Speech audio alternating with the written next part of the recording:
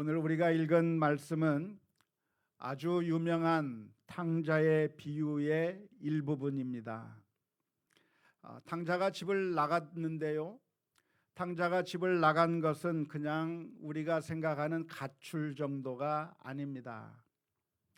그 당시 유대 사회에서는 아주 충격적인 사건이라고 말할 수가 있습니다. 아버지가 멀쩡히 살아있는데 그 살아있는 아버지에게 유산을 달라고 요구하는 것, 이것은 정말 충격적으로 받아들일 만한 사건이었습니다. 그리고 그 유산을 가지고 먼 타국에 가서 허랑방탕해가며 다 써버리고 낭비하는 것, 정말 그 이야기를 유대 사회에서 들었다고 한다면 정말 이런 몹쓸 자식이 있는가 하면서 다 같이 분노하고 다 같이 치를 떨면서 충격적인 것으로 받아들일 만한 아주 끔찍한 사건으로 여겨졌을 것입니다. 만일 이 탕자의 비유를 오늘날 우리 현대에 맞는 21세기 상황에 맞는 이야기로 재구성하자면, 어느 날 어떤 아들이 엄마가 용돈을 주지 않는다고 하는 이유로 엄마를 죽여버리고 그리고 돈을 빼앗아 유흥업소에 가서 마음껏 써버렸다고 하는 그런 페류나의 이야기를 듣는 것과 비슷하다고 할 수가 있겠습니다. 그런 페류나의 이야기를 듣게 된다고 한다면 아무리 도덕이 땅에 떨어졌기로서니도 그렇지 어떻게 엄마를 죽이고 그렇게 허랑방탕할 수 있겠느냐고 하면서 충격에 빠질 만큼 당시 유대 사회에서 이 탕자가 한 일이라고 하는 것은 오늘날 바로 그런 행동과 똑같은 것이라고 이해해도 그렇게 과한 것이 아니라고 생각이 듭니다. 만일 유대 사회에 이런 탕자가 있다고 한다면 동네 사람들은 어떻게 반응했었을까요? 어떻게 반응하는 것이 정상적인 반응이라고 말할 수 있을까요? 그것은 동네 사람들이 모두 들고 일어나 그 탕자를 잡아다가 재판을 하고 그리고 그 아이를 가운데에 세워놓고 돌을 던져서 그 아이를 죽이는 일이 발생해도 아무 할 말 없을 것이라고 생각이 듭니다. 설마 그러기로서니 그 아들을 돌에 던져 죽일 수 있을까? 아마 의심하시는 성도님들이 있을 수가 있겠는데요. 그러한 일들이 설마 그럴 리가 하는 일들이 오늘날에도 얼마나 잘 일어나고 있습니까? 저 탈레반이 집권한 아프가니스탄에서 지금 벌어지고 있는 이야기가 여성들이 온몸을 가리지 않았다고 하는 이유로 즉결 심판을 당하는 일이 21세기에 벌어지고 있는 것이고, 가족의 명예를 더럽혔다고 자신의 딸을 죽여버리는 그런 끔찍한 이야기가 인도나 파키스탄에서 일어나고 있는 것이 먼 옛날 이야기가 아니라 21세기에서 벌어지고 있는데, 유대 사회도 그와 비슷한 현상들이 있었던 것입니다. 만일 탕자가 있었다고 한다고 하면 예수님께서 이 탕자의 이야기를 해줄 때 그 이야기를 듣는 수많은 청중들은 분노하면서 반응했을 겁니다. 세상에 그렇게 못된 놈이 있는가, 그런 나쁜 자식이 있는가 하면서 모두가 다 그 탕자를 향해서 분노하고 욕을 해댈 수 있는 그런 상황이 바로 탕자의 이야기라고 할 수가 있겠습니다. 하지만 그렇게 쫄딱 망하고 돌아온 그 탕자를 아빠는 받아 주었습니다. 아들이 돌아오는 그 모습을 멀리서 아버지가 바라보고 뛰어가서 아들을 맞이합니다. 당시 유대 사회에서 점잖은 어른은 결코 뛰는 법이 없었다고 합니다. 하지만 아버지는 저 멀리 아들의 모습을 희미하게 바라보고서 뛰어나가는 겁니다. 채통이고 뭐고 상관없이 뛰어나가는데, 뛰어나가는 이유가 무엇입니까? 동네 사람들이 그 아이를 잡아다가 죽일까봐, 그 아이를 쫓아낼까봐 그 동네 사람들이 발견하기 전에 먼저 뛰어가서 그 아이를 안고 데리고 와서 그 아이를 씻기고 옷을 입히고 가락지를 끼워 주었다고 하는 이야기입니다. 옷을 입히고 가락지를 끼웠다고 하는 얘기는 이 아이의 옷이 더러우니까 그냥 옷을 새로 새 옷으로 갈아입혀 주었다고 하는 그런 의미 정도가 아닙니다. 유대 사회에서 옷을 입힌다고 하는 것은 이 사람이 바로 나의 정당한 상속자라고 하는 그런 의미가 있습니다. 야곱이 12 아들들 가운데서 요셉에게 채색 옷을 입힘으로 말미암아 나의 상속자는 요셉이라고 하는 사실을 다른 형제들에게 알리게 만들었던 것처럼 내 옷을 입히고 그 아이에게 멋진 옷을 입히고 또한 가락지를 끼운다고 하는 것은 네가 우리 집안의 모든 창고의 권리를 가지고 그 가정을 다스릴 수 있는, 이 집안을 통치할 수 있는 정당한 유산 상속자라고 하는 것을 인정해 주는 사건이었는데요, 아버지는 이 둘째를 받아들였을 뿐만 아니라 그에게 정당한 자식의 권리를 회복시켜 주고 뿐만 아니라 동네 사람들을 초청하여 송아지를 잡으면서 잔치를 벌였다고 하는 이야기가 탕자의 비유인데, 언제 들어도 또다시 들어도 감동적이고 또 감동적인 스토리가 아닐 수가 없습니다.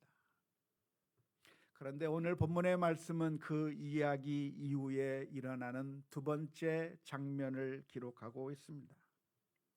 오늘 제2막에서는 탕자의 형이 등장합니다. 그 형은 밭에 있다가 돌아오는 길이었습니다. 형이 밭에 간 이유가 무엇일까요? 그것은 아버지의 명령에 따라 순종하고 밭에 일을 하러 간 겁니다. 매일매일을 아버지의 뜻에 따라 성실하게 일하는 너무나도 모범생인 아들이 큰 아들인 것이고, 그날 또 아버지의 뜻에 따라서 밭에 가서 하루 종일 수고하고 애쓰며 아버지의 뜻에 따라 순종하며 일한 그 아들이 돌아오는 길에 집에서부터 들려오는 풍악 소리를 듣게 된 것이고, 집에서부터 흘러나오는 그 향기로운 고기 냄새를 맡게 된 것이죠. 그래서 그 큰아들은 종에게 묻습니다. 도대체 이게 무슨 일이냐? 우리 집에서 단 한 번도 그런 일이 없었는데, 지금까지 살아오는 가운데 이런 일이 일어난 적이 없었는데 도대체 무슨 풍악 소리가 들리는 것이고 맛있는 고기 냄새가 이게 무슨 냄새인가 종에게 묻는데, 종이 대답을 합니다. 당신의 동생이 돌아왔습니다. 그리고 그 동생이 돌아온 것을 너무나도 기뻐해서 아버지가 잔치를 벌였습니다. 그 이야기를 들은 형은 화가 끝까지 치밀어 솟아오릅니다. 동생이 돌아왔다고 하는 소식에, 그리고 아버지가 그 동생을 받아들였다고 하는 소식에 이 형이 화가 난 이유가 무엇이겠습니까? 그것은 바로 공평의 문제였습니다. 29절에서부터 30절 말씀은 이렇게 기록하고 있습니다. 아버지께 대답하여 이르되, 내가 여러 해 아버지를 섬겨 명을 어김이 없었거늘 내게는 염소 새끼라도 주어 나와 내 벗으로 즐기게 하신 일이 없더니 아버지의 살림을 장녀들과 함께 삼켜버린 이 아들이 돌아오매 이를 위하여 살진 송아지를 잡으셨나이다. 아빠가 공평하지 않다는 겁니다. 공평하게 행동해야 되는데 공평하지 않게 행동하는 겁니다. 탕자가 누굽니까? 아버지의 재산을 가져가 버린 사람입니다. 허비해 버린 사람입니다. 그것도 장기와 함께 놀아났을 뿐만 아니라 아버지의 명예를 실추시켜 버렸는데, 그 탕자가 받아야 될 마땅한 대우가 있다고 한다면 그에 상응하는 처벌을 해야 되는 것이고, 유대 사회라고 한다면 그런 아들은 죽여버릴 수도 있는 것이 그에게 마땅한 대우라고 할 수 있겠는데, 더군다나 자기 큰 아들을 향해서는, 나를 향해서는 대우가 불공평한 겁니다. 나는 아버지의 명을 어기지 않았을 뿐만 아니라 집에서 열심히 순종하면서 매일매일 아버지의 뜻에 따라 순종했는데, 성실하게 살아왔는데, 나에게는 아무런 보상도 없는데, 나에게는 잘했다고 하는 아무런 칭찬도 없는데, 저 몹쓸 놈이 돌아오니까 보상을 해주는 거예요. 저 나쁜 놈이 돌아오니까 송아지를 잡는 거예요. 이게 무슨 억울한 일이, 이런 일이 어디에 있습니까? 이런 말도 안 되는 일이 왜 우리 집안에서 벌어지고 있는 것입니까? 이러한 큰아들의 불평에 대해서 여러분들 어떻게 평가하십니까?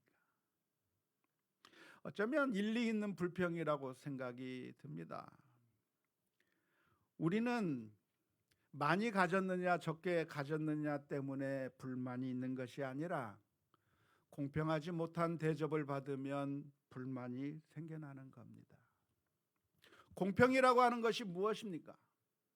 공평이라고 하는 것은 모든 사람들에게 똑같이 해주는 것이 공평이 아닙니다. 이 사람도 한 달란트, 이 사람도 한 달란트, 이 사람도 한 달란트, 모든 사람들에게 다 똑같이 주는 것이 공평이 아니라, 이 사람에게 합당한 대우를 해주는 것이 공평인 것이죠. 누군가가 열심히 일을 했다고 한다면, 누군가가 착한 일을 했다고 한다면 그 사람에게는 상을 주는 게 맞는 것이고, 누군가가 악한 일을 했다고 한다면 처벌을 받는 것이 공평한 것이죠. 우리는 어떤 세상에 살고 싶습니까? 공평한 세상에 살고 싶어요. 착한 사람은 상을 받고 악한 사람은 처벌을 받는 사회에 살고 싶은 것이지, 아무리 열심히 수고하고 노력해도 아무런 보상이 없는 사회, 그런데 떵떵 놀기만 하고 악한 짓을 하는 사람들은 아무런 문제 없이 잘 먹고 잘 사는 그런 사회는 너무나도 마음에 들지 않는 사회가 되는 것이죠. 그런데 지금 아버지가 하는 일이 무엇이냐면 바로 불공평의 일을 하고 있는 겁니다. 탕자를 향해서 과도한 사랑을 베풀어 주는 것이고, 과도한 영접을 해주고 있는 것이죠. 정당한 대접이라고 한다면 쫓아버리는 것이 당연하고, 그리고 그 가져간 돈을 다 회복해서 그렇게 해서 가져와야만 받아주겠다고 하는 것이 정당하고 공평한 대우가 될 텐데요. 그런데 놀랍게도 아버지는 공평하지 않은 아버지인 겁니다. 수고하고 애쓴 아들을 향해서는 이런 대우를 해준 적이 없어요. 그런데 집을 나간 아들, 아버지의 명예를 실추시켰던 그 아들을 향해서는 정말 환대 중에 큰 환대, 환영잔치를 하면서 그 아들을 맞이하는 그 아버지를 보면서 기뻐할 수만은 없는 것이고, 아버지의 공평함이 무너져 버렸기 때문에 불만을 터뜨리는 것입니다. 아버지가 공평을 무너뜨려 버린 이유가 무엇이겠습니까? 그것은 사랑 때문에 공평함을 망가뜨려 버린 것이죠. 둘째 아들이 죽은 줄 알았는데, 다시는 못 만날 줄 알았는데, 그가 돌아오는 것을 보니까 너무나도 기뻐서 내가 공평하게 아이들을 대해야 되겠다고 하는 그 공평감이 사라져 버린 것입니다. 그러니까 이 형의 불평이라고 하는 것은 어느 정도 일리가 있는 불평입니다. 아버지가 사랑의 눈에 멀어서 정말 아이들에게 공평한 대우를 하는 것이 아니라 불공평하게, 오히려 성실하게 살아온 사람에게는 별로 대우를 하지 않는 반면에, 정말 집을 나간 아들을 향해서는 과도한 대접을 해주고 있다고 하는 것, 어쩌면 이 형의 불만은 정당한 불만이라고 할 수가 있겠습니다. 이 탕자의 비유에 나오는 아버지는 하나님을 나타내기 위한 비유입니다. 하나님은 어떤 하나님이십니까? 하나님은 공평하신 하나님입니다. 하나님은 정말 공평하신 하나님이신데요, 아니, 하나님이라고 한다면 공평해야만 할 것 같아요. 하나님이 계시기 때문에 이 세상이 공평하게 돌아가는 것이고, 수고한 자에게, 선을 행한 자에게는 상을 베풀어 주시고, 게으른 자에게, 악을 행한 자에게는 처벌하는 것이, 그게 하나님이 계신 그 결과로 나타나야만 당연할 거라고 할 수 있겠는데요. 그런데 그 우리가 믿는 그 하나님께서도 이 탕자의 비유에 나오는 아버지처럼 공평함을 잃어버렸습니다. 악을 행한 자에게 은혜를 베풀어 주시는 것이죠. 영원히 멸망받을 그런 사람들을 하나님께서 멸망밖에 내버려 둘 수가 없어서 아무 죄가 없는 하나밖에 없는 아들 예수 그리스도를 십자가에 내어주시고 그 예수 그리스도의 보혈의 피를 통해서 우리들을 구원해 주시는 그 놀라운 사랑을 베풀어 주셨는데 이것이 공평한 것이냐면 공평하지가 않은 거예요. 그래서 불신자들이 기독교를 보면 못 믿겠다는 겁니다. 정말 용납할 수 없다는 겁니다. 죄인들은 천국 간다는데 악한 죄인을 저지른 사람들은 다 천국에 갈 수 있다고 하는데 그렇지 못한 사람들은 천국에 갈 수 없다고 하는 말을 도무지 받아들일 수가 없는 것입니다. 이게 이해가 안 되는 것인데요. 그런데 우리가 주목해 보아야 할 것이 있다고 한다면 이 큰아들이 잊고 있는 것도 있었다고 하는 것입니다. 큰아들이 잊고 있는 중요한 지점이 무엇입니까? 첫 번째는 아버지가 작은 아들에게만 과도하게 불공평하게 사랑을 베푼 것이 아니라 사실은 큰 아들을 향해서도 과도하고 또한 불공평하게 사랑을 베풀어 주었다고 하는 사실입니다. 아버지는 큰아들에게 대답을 합니다. 31절의 말씀입니다. 아버지가 이르되 예 너는 항상 나와 함께 있으니 내 것이 다 내 것이로되. 아버지는 큰 아들을 향해서 말을 합니다. 내게 다 네 거야. 아버지가 아들을 향해서 인색했던 것이 아니라, 그리고 아버지는 아들을 향해서, 큰 아들을 향해서 공정하게만 대우한 것이 아니라 과도하게 베풀어 주고 있는 거예요. 아버지 것이 누구의 것입니까? 아버지의 수고와 땀으로 얻은 결과란 말이에요. 큰아들이 만들어낸 게 아니에요. 큰아들은 조금 도와줬을지 모르지만 그 아버지의 모든 재산을 형성하는데 아버지의 공로고 아버지의 힘으로 모든 재산을 만들어 놓았는데 그 아버지가 하는 말이 내 재산이 다 네 것이다라고 말씀하고 있는 것입니다. 그런데 이 큰아들은 그걸 알지 못하는 거죠. 느끼지 못하는 거죠. 왜냐하면 일상화 되어버린 은혜는 은혜처럼 느껴지지 않기 때문에 그런 겁니다. 아버지의 사랑이 있음에도 불구하고 그러한 사랑이 사실 나에게도 내가 받을 만한 자격이 있어서 아버지가 나에게 사랑해 주시는 것이 아니라 사실은 내가 아버지에게 받을 수 있을 만큼의 그런 충분한 자격이 있어서가 아니라 아버지가 일방적으로 사랑해 주셔서 무조건적으로 사랑해 주셨다고 하는 그 사실을 잊어버리고 그게 마땅히 자신의 권리라고 착각한 것입니다. 생각해 보십시다. 과연 아버지가, 어머니가 자녀들에게 사랑을 베풀어야 될 이유가 어디에 있습니까? 돈을 맡겨놨습니까? 저축을 해놨습니까? 아니요. 아기가 태어나는 그 순간 그냥 일방적으로 사랑을 해주는 거예요. 갓난아기가 태어나서 엄마한테 엄마 10만 원 줄 테니까 나 젖빨게 해줘. 엄마한테 돈 준 적 있어요? 젖 먹겠다고 대가 지불한 적 있어요? 없지만 무조건적으로 사랑해 주는 거예요. 자녀가 아빠를 위해서 아르바이트를 해준 것이 아니고 자녀가 하루 8시간 일해서 그만큼 대가를 지불하고 아버지의 사랑을, 어머니의 사랑을 받은 것이 아니라 그래서 내가 120시간씩 일하면서 그러면서 내가 새끼 밥을 먹을 권리를 획득한 것이 아니라 아무것도 하지 않아도 먹이고 입히고 채워주고 돌봐주는 그 불공평한 사랑을, 우리가 아무것도 하지 않았음에도 불구하고 주시는 과도한 사랑을 우리 모두가 받았다고 하는 점을 기억해야 할 것입니다.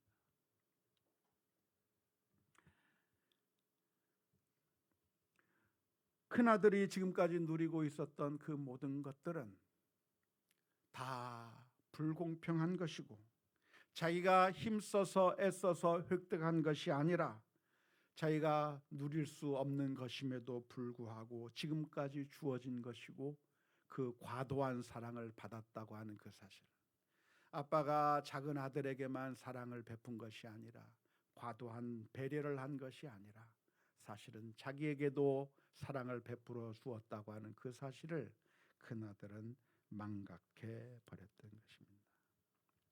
두 번째로 우리가 보아야 할 점이 있다고 한다면 그것은 그 큰아들도 작은 아들처럼 아버지를 불순종했다고 하는 점입니다.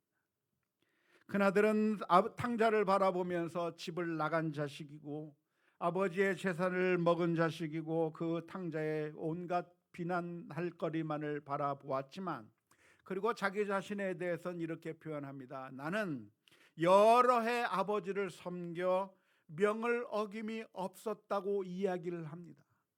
그런데 가만히 보세요. 그 아들이 지금 말하고 있는 자리가 어디입니까? 어디서 지금 그런 말을 하고 있죠?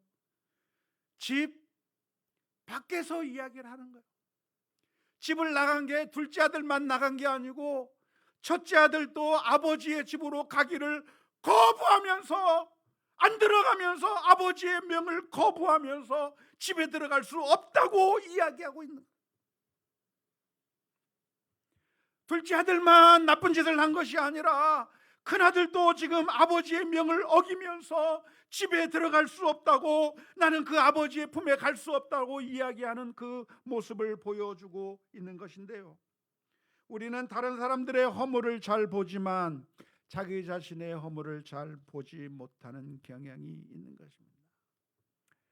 작은 아들만 아버지의 사랑을 받을 자격이 없는 것이 아니라 큰 아들도 잘못한 것이고 큰 아들도 아버지의 사랑을 받을 만한 아무런 자격이 없다고 하는 사실을 망각해 버린 것입니다.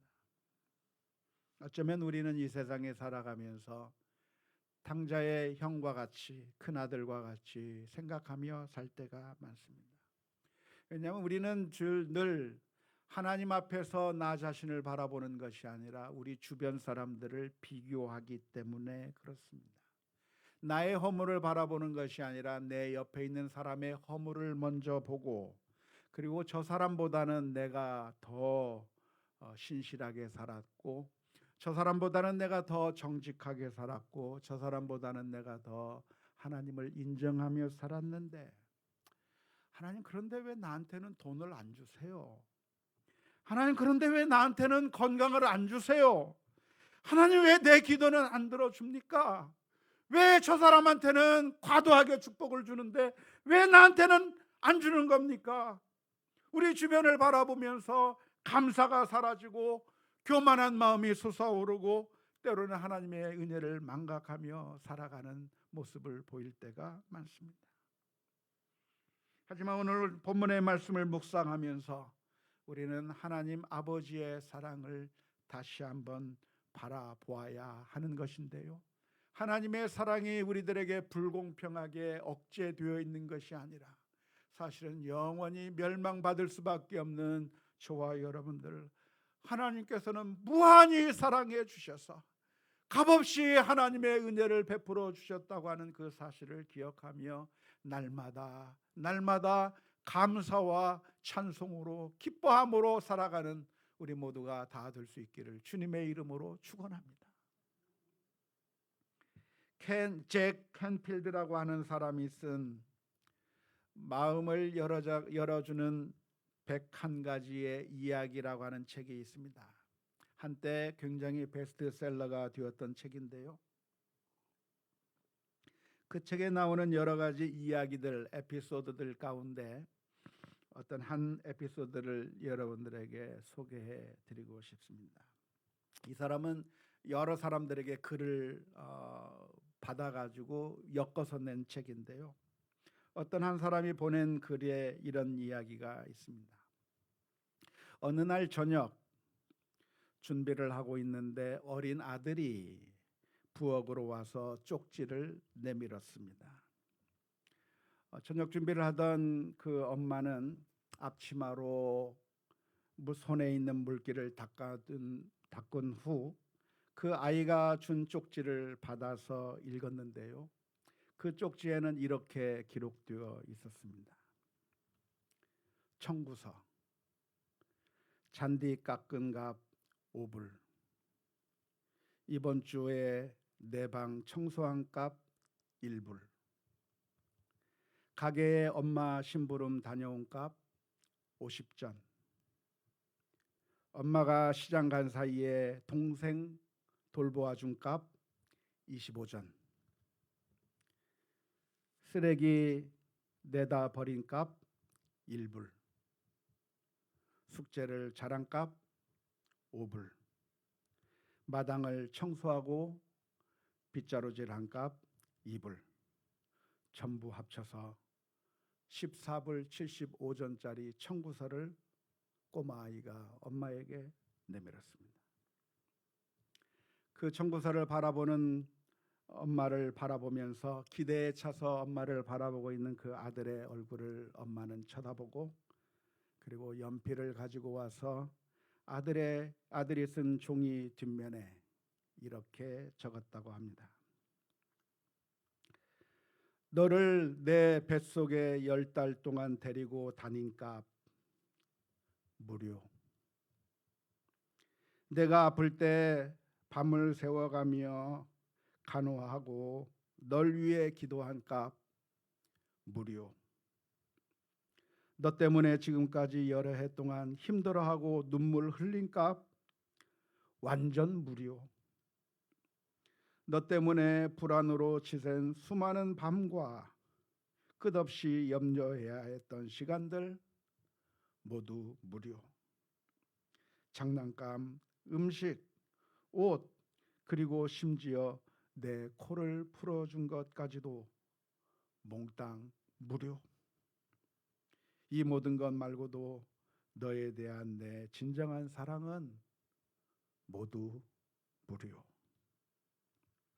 아들은 엄마가 쓴 글을 다 읽고 나더니 갑자기 눈물을 뚝뚝 흘리며 말을 했습니다. Mom, I love you. 엄마 사랑해요. 그러더니 아들은 연필을 들어서 큰 글씨로 이렇게 썼습니다. Paid in full. 전부 다 지불됐습니다. 사랑하는 성도 여러분, 하나님께서 우리를 공평하게 대하셔야만 한다면 그것은 우리를 사형의 현장에 내어보내는 거예요. 우리는 거룩하고 완벽하고 깨끗한 인생을 산 사람들이 아니에요. 발각되지 않아서 그렇지, 검사 250명과 압수수색 70회를 하지 않아서 그렇지, 탈탈 털지 않아서 그렇지, 탈탈 우리를 털면 얼굴이 부끄러워서 전혀 다닐 수 없는 인생이 바로 우리들의 모습입니다. 그런데 우리 하나님께서 우리를 지옥불에 쳐넣은 것이 아니라 우리를 사랑해 주시고 우리를 용서해 주시고 우리를 안아주시며 하나님의 자녀로 회복시키시고 너희가 내 상속자라 말씀하시고 계시며 우리를 구원하시기 위하여 하나밖에 없는 아들 예수 그리스도를 십자가에 내어주심으로 말미암아 놀라운 구원을 저와 여러분들에게 베풀어 주신 줄로 믿습니다. 우리의 삶을 살아가는 동안에 다른 사람을 바라볼 것이 아니라 하나님을 바라보세요. 하나님이 얼마나 우리를 사랑하셨는가. 나에 대한 하나님의 그 사랑이 불공평하게 하나님의 그 공평을 내어버리시면서까지, 예수님에게는 과도한 십자가를 주시면서까지 우리를 사랑해 주신 그 하나님의 놀라운 사랑을 마음속에 기억하면서 매 순간순간마다 힘들고 지칠 때마다 하나님의 사랑이 얼마나 크게 우리에게 왔는지를 기억하면서 믿음으로 승리해 나가는 우리 모두가 다 될 수 있기를 주님의 이름으로 축원합니다.